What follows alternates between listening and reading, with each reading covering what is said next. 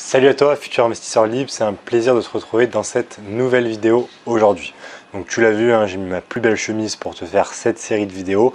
Et cette série de vidéos va être consacrée à répondre à plusieurs demandes que j'ai eues de certaines personnes. Donc je vais te faire un sujet pour chaque question que l'on m'a posée. Alors j'ai pas pu traiter toutes vos questions, malheureusement. Je reçois beaucoup de questions chaque jour avec du type Rémi, fais une vidéo sur ce sujet-là.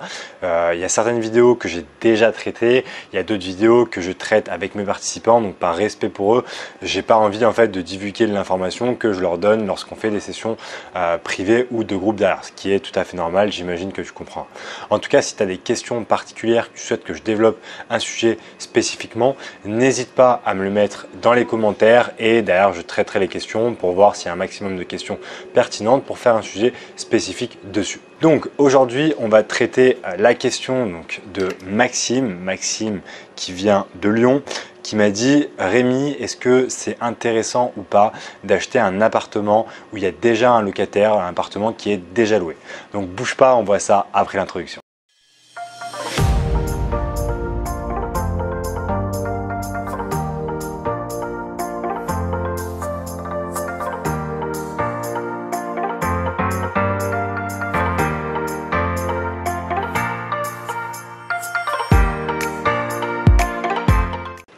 Donc avant de commencer cette vidéo, je vais t'abonner à ma chaîne YouTube. Ça te permettra de rejoindre la communauté des investisseurs libres et de ne manquer aucune de mes nouvelles vidéos. Si tu le souhaites, tu trouveras tous les liens en dessous pour me retrouver et notamment la masterclass 100% offerte que j'organise qui va te permettre de réussir tes premiers investissements immobiliers et dégager à minima entre 1000 et 2000 euros de cash flow très rapidement grâce à l'investissement immobilier. Donc tu vas retrouver les liens juste ci-dessous. Tu as simplement à t'inscrire, j'organise des masterclass régulièrement. Tu trouveras la date de la prochaine masterclass pour y participer. Donc dans cette vidéo, comme je te le disais, on va répondre à la question qui m'a été posée, c'est une question qui revient régulièrement, c'est est-ce qu'il est intéressant d'acheter un appartement qui est déjà loué avec un locataire en place? Si oui, qu'est-ce qu'il faut vérifier? Sinon, quels sont les points de doute derrière? Donc on va traiter ça dans cette nouvelle vidéo. Alors, c'est une question auquel je vais pouvoir te répondre de façon tout à fait transparente puisque mon premier investissement, c'est un achat que j'ai fait avec un locataire en place. Donc je vais pouvoir te donner toutes les clés que j'ai appliquées sur le terrain de façon concrète, ce sur quoi il faut que tu mettes l'accent, ce sur quoi il faut que tu fasses vraiment attention et les erreurs que tu dois absolument éviter pour éviter de te retrouver dans une situation qui peut être très compliquée derrière.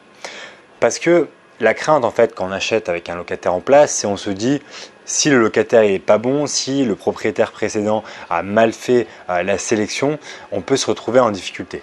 Parce que je te cache rien, en France, tu le sais très bien, les locataires sont très protégés. Donc le risque qui peut se passer, c'est que si ton locataire ne paye pas ou qu'il détériore l'appartement, tu te retrouves en difficulté derrière et que tu ne peux pas l'expulser ou alors ça va te prendre beaucoup de temps et donc tu vas perdre énormément d'argent. Donc naturellement, quand on investit dans l'immobilier, on ne veut pas que cette situation arrive. Forcément, c'est des questions que je me suis posées lorsque j'ai commencé à investir puisque comme je te l'explique, mon premier investissement, c'était un investissement que j'ai acheté avec un locataire en place. Donc j'ai dû me poser ces différentes questions. Alors la première chose que tu dois regarder, c'est mathématique. On est là pour faire de l'investissement rentable, on est là pour gagner de l'argent maintenant. Donc ce qu'on veut, c'est du cash flow. C'est que le bien soit à minima en autofinancement. Donc là, ce que tu vas faire, c'est tu vas prendre les chiffres de façon concrète puisque tu as un locataire en place, tu as un loyer qui rentre, tu as des charges inhérentes à ton investissement et tu vas faire tes calculs et tu vas regarder la rentabilité de ton investissement et surtout tu vas regarder le cash flow généré par ton appartement. Parce que parfois, lorsqu'on achète un investissement, on se projette, on se dit je vais pouvoir louer par rapport au marché entre 400, 450, 500 euros le loyer. Mais on n'est pas sûr à 100% tant qu'il n'y a pas un locataire. Là, la différence, c'est que ton locataire, il est dans les lieux. Il paye, si tout se passe bien, on va le voir par la suite, tous les mois un loyer au propriétaire actuel. Donc toi, ça va être beaucoup plus simple puisque c'est juste des maths. En fait, tu as juste à rentrer dans ton simulateur ou via ta calculatrice les différents chiffres de ton investissement et à voir ce qui sort derrière. Là, déjà, la première question que tu dois avoir, c'est est-ce que je génère du cash flow ou pas? Si tu ne génères pas de cash flow, donc tu es en déficit de cash flow, en cash flow négatif, ce n'est pas du tout bon signe. Je t'invite à te tourner vers un autre investissement parce que tu vas perdre du temps derrière. Ça va être en fait finalement trop galère pour pas grand chose. Bien évidemment que si tu as un faible cash flow négatif, tu vas me dire oui mais Rémi, si je fais une grosse négociation derrière, je vais pouvoir augmenter mon cash flow positif parce que grâce à mes négociations, je vais baisser le prix du bien, bien évidemment. Mais ce qu'il faut savoir, c'est que dans la majorité des cas, quand les gens ils vendent, surtout quand les gens ne connaissent rien à l'investissement immobilier, quand ils vendent avec un locataire en place, ce qu'ils vont mettre en avant, c'est entre guillemets, pas de problème, il y a déjà un locataire dans les lieux, vous allez déjà avoir des rentrées locatives derrière. Eux, ils ne vont pas raisonner sur des questions de rentabilité ou de cash flow, sauf si bien évidemment tu achètes un immeuble complet avec déjà des locataires en place. Donc ça, on va le voir, c'est un exemple, hein, je t'ai un peu donné des informations avant la fin de la vidéo, mais on va voir ce cas particulièrement. Mais si tu es sur un bien classique, que ce soit une colocation, un appartement, regarde les chiffres à 100%, fie-toi aux chiffres. Ce qu'il faut, c'est que à minima, dans l'état actuel des choses, tu aies déjà du cash flow positif sur ton appartement. Après, bien évidemment, ta négociation va te permettre de faire plus de cash flow positif derrière. Mais si tu n'en as pas, passe à autre chose, ça va être trop galère derrière. Donc le premier point, c'est mathématique. C'est est-ce que cet appartement me génère suffisamment de cash flow en l'état, et s'il ne m'en génère pas suffisamment, quelle est l'offre que je dois faire pour avoir mon cash flow cible derrière. Et après, c'est une décision go ou no go par rapport à ça. Si les chiffres ne sont pas bons, tu passes. Si les chiffres ils sont bons, on passe à l'étape suivante. Donc moi, j'avais validé que les chiffres étaient cohérents par rapport à ça. Maintenant, je suis passé à l'étape suivante. C'est-à-dire que l'étape suivante, c'est de valider que tes chiffres ils sont périn et que sur le long terme, ça va être toujours les mêmes. Parce que bien évidemment, si ton locataire, on te dit qu'il paye 500 € de loyer, mais que sur les 10 derniers mois, il a payé qu'une fois son loyer, tu te rends bien compte que tes 500 €, c'est pas 500 € par mois, c'est 500 € sur 10 mois. Donc c'est pourri. Donc là, ce que tu vas vouloir vérifier avec le propriétaire, c'est si le locataire il est à jour de ses loyers, s'il paye dans les temps, s'il paye le bon montant, si par exemple tu as des locataires qui passent par la CAF, est-ce que tu perçois que la partie de la CAF et c'est plus compliqué d'aller chercher le reste derrière. Voilà, toutes ces informations, il faut que tu les valides avec le propriétaire pour être sûr que ton locataire il paye dans les temps et surtout avec le bon montant derrière. Donc ça, c'est très simple, hein. Comment tu vas le faire? En fait, tu demandes directement au propriétaire, tu demandes les quittances de loyer, tu demandes si besoin les preuves de virement, il n'est pas obligé de te le donner. Mais voilà, si vraiment il veut sécuriser ton investissement, il va te donner un maximum d'infos. Moi, c'est ce que j'ai fait, j'ai demandé toutes les quittances de loyer, j'ai demandé à quelle date le locataire payait. Et après, en fait, ce que j'ai fait pour éviter de te faire arnaquer, j'ai pris contact avec le locataire, donc lorsque j'ai fait la visite il était là et je lui ai demandé comment ça se passait avec l'investissement, à quelle date il payait, quel était le loyer qu'il versait, quelle était la proportion de la CAF s'il avait de la CAF et comment ça se passait, est-ce que la CAF lui était versée directement ou était versée au propriétaire, pour comparer un peu les informations du propriétaire et du locataire. Tu vois bien que si le propriétaire il te dit oui, le locataire il me paye tous les premiers du mois, la CAF est versée sur mon compte, et que le locataire il te dit non, moi je paye tous les 10 du mois parce que je reçois mon salaire le 4, j'ai une partie de la CAF qui m'est versée mais ensuite je paye le propriétaire, tu vois bien qu'il y a un problème. Ça veut dire qu'il y a anguille sous roche, donc il y a quelque chose à creuser. Donc ça, c'est le deuxième point, valider en fait que le locataire il paye dans les temps. Et le troisième point, moi ce que je vais regarder, c'est un peu parler avec le locataire, comprendre d'où il vient, comprendre son parcours. Essayer de me projeter, de me dire ok, si j'avais cet appartement et qu'il n'était pas loué, est-ce que c'est un locataire à qui j'aurais aimé louer mon appartement? Et là, il va y avoir une part de scientifique, c'est pas vraiment le bon mot, mais tu vas regarder, voilà, est-ce qu'il est en CDI, s'il n'est pas en CDI, est-ce qu'il a des carents, un peu comment il se ressent, son expérience derrière, voilà, comment ça se passe avec lui. Et le deuxième point, c'est le feeling. Est-ce que tu as un bon ressenti avec lui?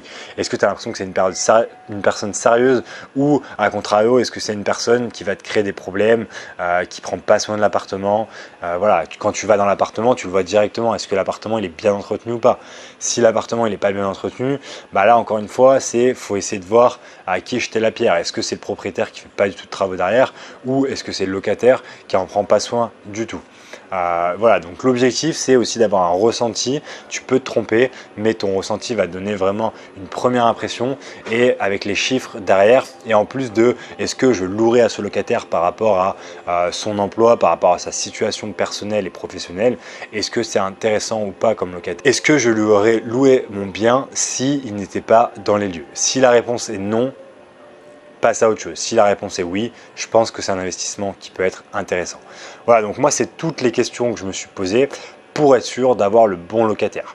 Et un petit bonus, entre guillemets, une question supplémentaire qui va te permettre d'être rassuré ou pas, c'est de demander au locataire comment il se sent dans l'appartement. Ça, c'est très important.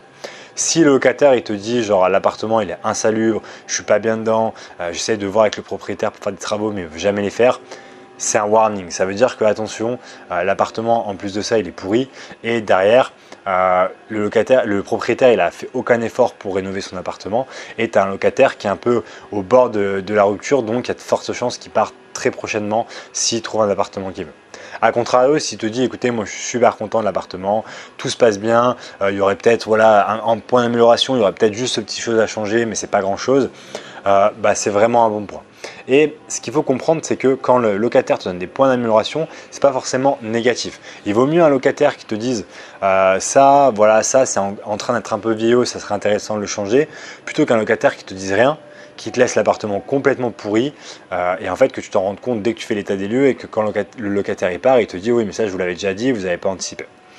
Donc voilà, il faut que tu cernes un peu le locataire pour voir si c'est un bon locataire.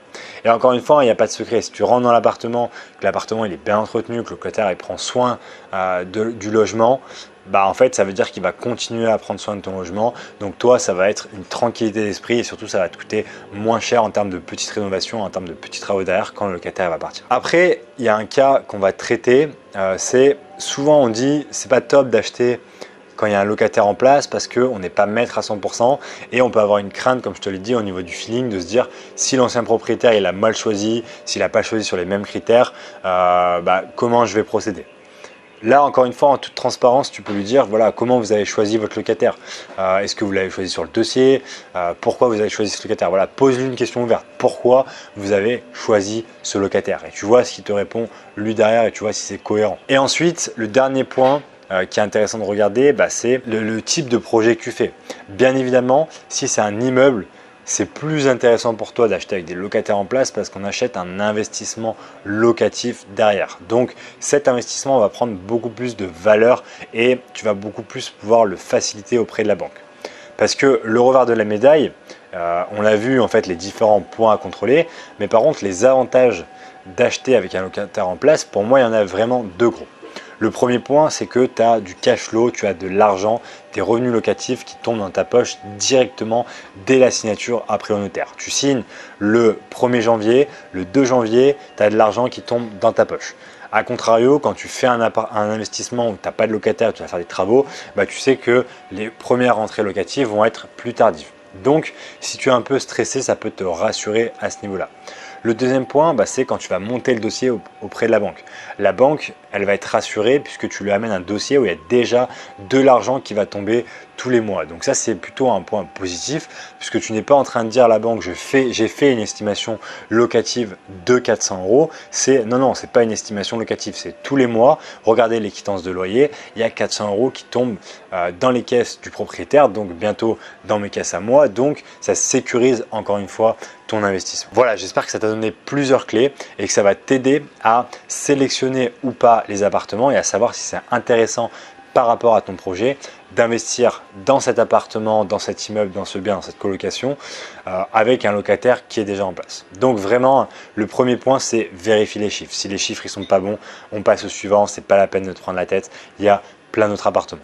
Par contre, un point positif, comme je te le disais, c'est que ça peut te rassurer dans ton investissement, surtout quand on débute. Donc ça, c'est des choses qui sont intéressantes à prendre en compte. C'est un investissement qui est très très simple. Tu as un locataire qui est en place, toi, tu es tranquille derrière. Voilà, j'espère que cette vidéo t'a plu et qu'elle t'a donné vraiment des clés et vraiment des clés concrètes pour sélectionner ou pas le bon investissement et sélectionner ou pas le bon appartement loué derrière. Si cette vidéo t'a plu, je t'invite à mettre un petit pouce bleu en bas de la vidéo, ça me motivera à continuer à te faire ce type de vidéo. Comme je te l'ai dit en introduction, si ce n'est pas déjà fait, n'hésite pas à t'abonner et si tu as des questions particulières que tu souhaites que je traite un sujet en particulier, n'hésite pas à me les mettre dans les commentaires, j'y répondrai avec grand plaisir. Je te dis à bientôt sur une nouvelle vidéo sur la chaîne imolib.fr et je te dis à bientôt et à tes investissements. Allez, salut à toi!